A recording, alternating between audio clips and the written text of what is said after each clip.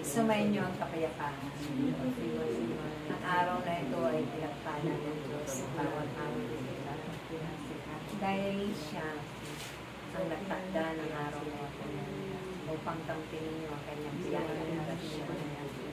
Ang pag-iibigan sa isa't isa ay nagmumula sa Diyos. Dahil siya ang Diyos na umibig sa inyo. Kaya't pahalagahan nawa ninyo ito dahil ito ang kanyang pinakamahalagang purpose. At kung kayo ay tunay na umibig sa kanya, maiibig niyo rin ang inyong kapwa gaano man kasama at gaano man kasalanan siya.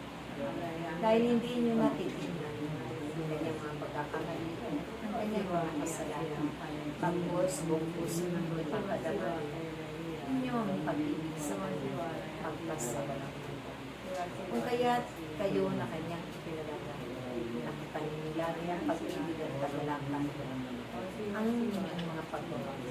Dahil kung wala mga mahalagang bunga, banal na Espiritu Santo, magiging walang pagbabago ang inyong mga pagbabago. Kaya, kung puso ninyo, ialay lagi ang inyong mga sarili sa Diyos.